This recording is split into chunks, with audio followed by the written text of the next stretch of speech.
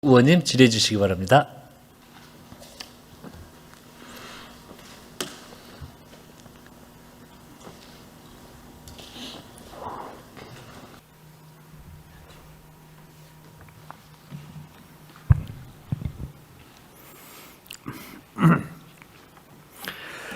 예, 안녕하십니까. 광주 동남갑 정진욱 국회의원입니다.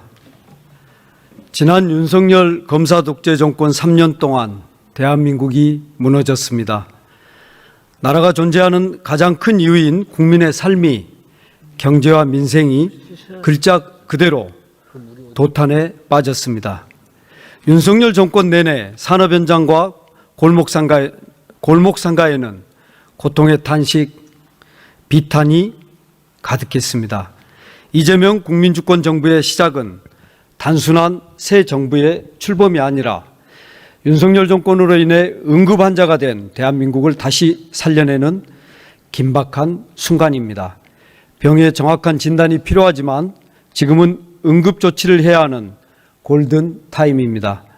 몇 초의 대응이 사람을 살리고 후유증을 없애게 하듯 우리가 지금 어떻게 대응하느냐에 따라 대한민국의 미래가 크게 달라질 것입니다. 그래서 집행의 내용만큼이나 집행의 속도가 중요합니다. 저는 날마다 국내와 선진국의 AI 산업의 추이를 지켜보고 있습니다마는 계속 보고 있는데도 그 추세를 쫓아가기가 힘듭니다. 우리가 바닷가 갔을 때 바닷가에 얕은 곳을 걷다가 어느 순간 확 깊어지는 그런 곳이 나오는 느낌을 받습니다. 정부가 이런 대전환의 시대, 급격한 변화에 다 대응할 수 있다고 생각하는 것, 이전처럼 상황을 통제하면서 갈 수 있다고 생각하는 것은 착각이고 오만일 것입니다. 현장은 애가 타는데 정부는, 공무원은 절차와 형식 타령만 하고 있어서는 안 될 것입니다. 현장의 문제를 정확히 알고 때를 놓치지 않고 문제를 해결하겠다는 자세 아니면 대한민국을 살릴 수 없다고 봅니다. 임기근 차관님. 네. 예, 임 차관님은 유능한 예산 전문가로 알려져 있으신데요. 이재명 정부의 첫 기재부 2차관으로서 지금 재정이 경기회복, 민생회복의 마중물 역할을 해야 하는 상황입니다. 차관님의 예산에 대한 관점, 철학 짧게라도 좀 듣고 싶습니다. 예. 원래 이렇게 사회가 되려면 사회의 모든 구성원이 제 역할을 해야 되고요. 정부 기능도 마찬가지라고 생각합니다. 각자의 정책 영역이 맡고 있는 역할을 충분히 해야 된다고 생각하고요. 재정 운영에 있어서 두 가지가 모두 다 중요합니다. 경기 대응 및 재정 본연의 역할도 중요하고 재정의 지속 가능성도 중요합니다. 하지만 현재의 경제 상황과 민생의 어려움을 봤을 때 재정의 경기 대응과 재정 본연의 역할에 조금 더 방점을 두고 장기적으로 성장을 일으켜 이거를 가지고 미래 비용과 미래 국민 부담을 낮추는 게 지금으로서는 최선의 선택이 아닌가 이리 생각합니다. 예, 재정을 담당하는 분들의 항상 권해는 재정을 건전하게 이끄는 것과 그리고 상황에 맞게 적극적 재정을 하는 것 사이에 고민이라고 생각합니다. 그 속에서 균형을 잘 잡아가시면서 우리 국민들이 바라는 민생의 현장을 놓치지 않으셨으면 하는 바람입니다. 이번 2차 추경 예산은 대한민국 민생과 경제를 살리는 첫발을 내딛는 중대한 예산이라고 봅니다. 문제 해결의 속도가 그래서 중요하다는 것 다시 한번 강조합니다. 국회에서 이번 추경안을 빠르게 통과시키는 것은 고통받는 우리 국민에 대한 모든 정치인의 의무이자 저는 예의라고 생각합니다. 그런데 국민의힘은 기다렸다는 듯이 민생경제를 회복시키고 소비를 진작시키는 민생회복 소비 쿠폰, 지역사랑 상품권을 당선잔치라고 왜곡하고 있습니다. 진짜 당선잔치는 윤석열과 국민의힘이 한 것 아니겠습니까? 3년 전 윤석열 대통령이 당선되자마자 59조 4천억 원 추경을 했는데 흔적도 없이 사라졌습니다. 그것은 이명박 대통령이 4대강에 운하 만들겠다고 강바닥에 공식적으로 22조, 아마 다 합치면 35조일지 또 40조일지 그 돈을 버릴 때와 조금도 다르지 않습니다. 그런 국민의힘이 쓰러져가는 국민들의 삶을 일으켜 세우는 민생 예산을 가로막는다는 것 말이 되지 않습니다. 민생회복 소비 쿠폰과 지역사랑 상품권은 어려움에 처한 동네 상점들에게도 일어설 힘을 줄 것입니다. 지역사랑 상품권 지역화폐 효과는 이미 국민의힘 지자체장들께서 인정한 것인데요. 지난해 국정감사에서 박형준 부산시장님은 지역사랑 상품권이 소상공인 자영업자의 매출 증대에 긍정적 영향을 준다는 점에 동의한다고 말씀하셨고요. 경상북도 이철우 도지사님도 지역사랑 상품권의 효과를 인지하고 있다. 작은 군 단위에서 요청을 많이 한다. 지역소비 활성화에 도움이 된다고 하셨습니다. 마찬가지로 강원도 김진태 도지사님도 지역상권 붕괴 위기와 열악한 재정 여건을 고려해서 지역사랑 상품권에 대한 지속적인 국비 지원이 필요하다고 말씀하셨습니다.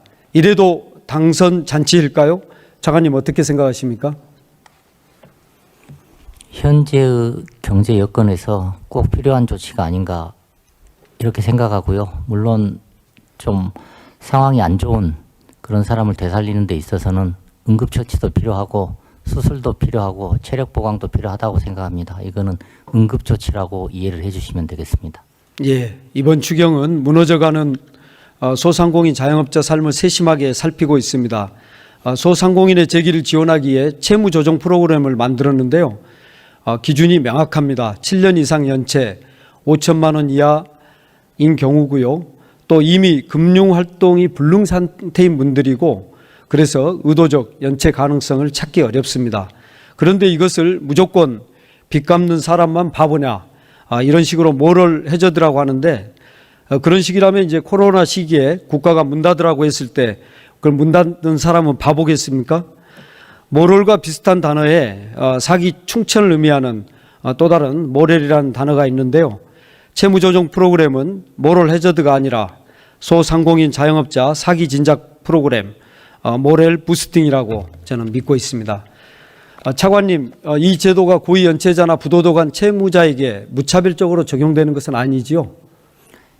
예, 그렇습니다. 현재 지금 장기간 연체로 인해서 추심의 고통을 많이 받고 계시고 도저히 상환 능력이 있는지 없는지를 저희가 재산, 소득, 차량 이런 모든 부분을 점검을 해서 확인을 할 거고요. 이런 분들이 지금 도탄 상태에서 생활을 회복하고 경제 활동에 참여하실 수 있도록 부추기는 것도 정부 필요한 역할이 아닌가 이렇게 생각합니다. 예, 이번 추경은 백척간두에서 민생을 회복시키는 중대한 계기가 될 것 같습니다. 우리 국민들이 겪고 있는 민생 현장의 어려움 이 자리를 빌어서 좀 몇 가지 말씀드리고 싶습니다. 국토교통부 장관님, 예, 안녕하십니까?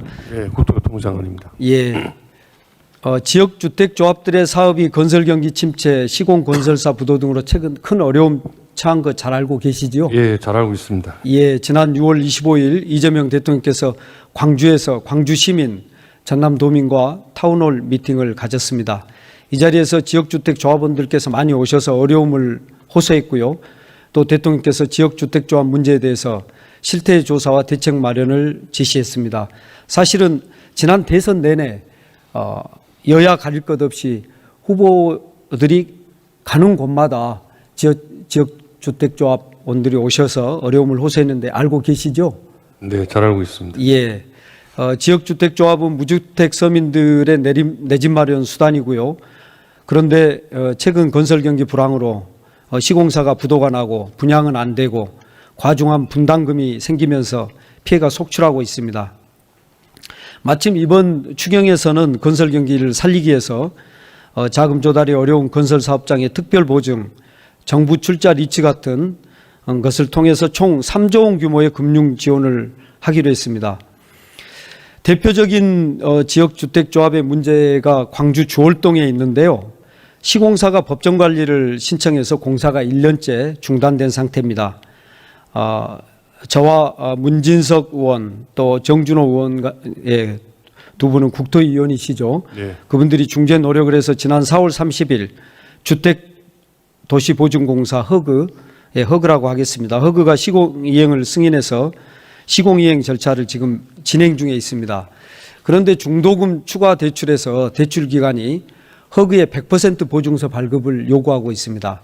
허그는 당연히 좀 적게 보증하려고 하겠죠. 그래서 80%만 하겠다 이러면서 난간에 부딪혔는데요. 그러면 조합원들이 또 이제 추가 출자를 해야 합니다. 근데 공사 재개를 위해서 이미 세대당 3, 4억씩 잔압을 한 상태여서 추가 여력이 없습니다. 이것은 광주만의 문제가 아니고 전국적 현상이겠죠. 허그는 지난 23년부터 내부 규칙을 바꿔서 100% 보증을 권유하는 쪽으로 원칙을 세웠습니다.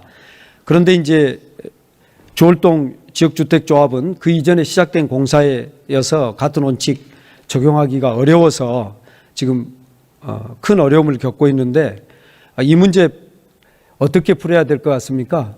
장관님 생각을 좀 듣고 싶습니다. 예, 의원님께서 이미 소상하게 내용을 파악하시고 질의를 주셔서 제가 구체적인 설명은 생략하겠습니다만은 이제 이런 문제가 생긴 것이 사실은 그동안에 공사비가 급격하게 오르고 또 시공회사들이 다른 사업장에서 부도가 난다든지 해서 발주자인 조합하고 시공사 간의 분쟁이 발생해서 생긴 것들이거든요.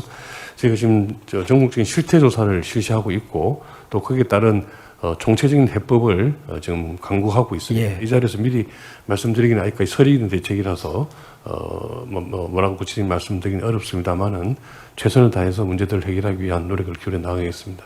예, 장관님, 우리 지역 제주항공 참사 때도 최선을 다해 주셨듯이 이 문제에 대해서도 적극적으로 나서서 대책을 강구해 주셨으면 하는 바람입니다. 임기근 기재부 2차관님, 차세대 태양전지 실증사업 예산 증액 필요성에 대해서 조금 여쭤보겠습니다.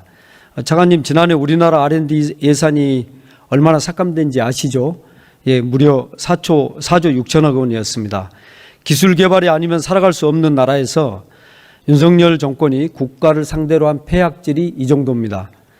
올해 일부 복원됐지만 이미 좌절감을 느낀 이공계 우수 인재들이 사기가 떨어지고 또 해외로 대거 나가고 있는 중입니다. 전 세계가 이공계 우수 인재, 최고급 엔지니어를 확보하기 위해서 구군을 걸고 있는데 윤석열 정권은 거꾸로 갔던 것입니다. 기술 개발에는 속도, 타이밍이 정말 중요합니다. 더욱이 에너지 전환 시대에는 태양광 산업에서 우리의 온천 기술을 만들어내는 것이 국가적 과제 아니겠습니까? 산업부 산하 한국에너지기술평가원은 기후위기 대응 신기술 확보를 위해서 세계 최고 수준의 효율을 보여줄 수 있는 차세대 방막 태양광 모듈 개발 및 실증 사업을 진행하고 있습니다. 올해가 2차 연도인데요. 실증 환경을 위한 장비 구축에 집중적 예산 투자가 지금 반드시 필요한 시점입니다. 신기술 개발에는 집중 투자의 타이밍이 중요합니다. 장관님 그러지 않습니까? 네. 예. 그런데 이번 추경안에서 정부는 당초 증액 요구한 20억 원에서 10억 원만 증액을 했습니다. 차세대 태양전지가 개발되면 에너지 효율이 기존의 13.4%에서 18%로 올라갈 수 있고 가격이 3분의 1, 무게가 10분의 1에 불과해서 건물 벽면에도 부착해서 어디서든 태양광 발전을 할 수 있는 신기술입니다. 중국 시장이 장악하고 있는 태양광 패널 시장에서 게임 체인저가 될 수 있다고 봅니다. 이 사업의 성공이 매우 중요한 때 초기 투자와 또 연구가 집중된 올해 정부 추경안에 반영된 45억 원에서 10억 원을 증액해서 55억 원을 반영하는 것이 타당하다고 봅니다.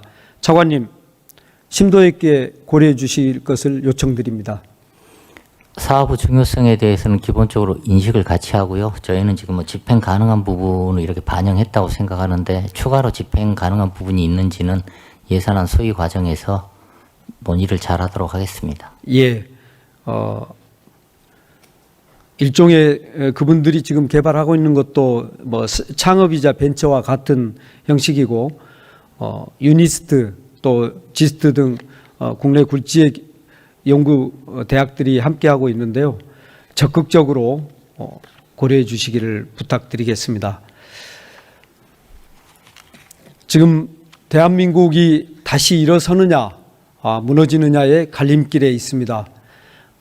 저는 이번 추경안이 그 분수령을 우리에게 밝은 미래로 이끄는 마중물이 될 것으로 믿고 있습니다. 우리 국회에서 최대한 빨리 추경안을 통과시켜서 고통에 빠진 우리 국민들에게 새로운 희망의 빛을 주었으면 하는 바람입니다. 감사합니다.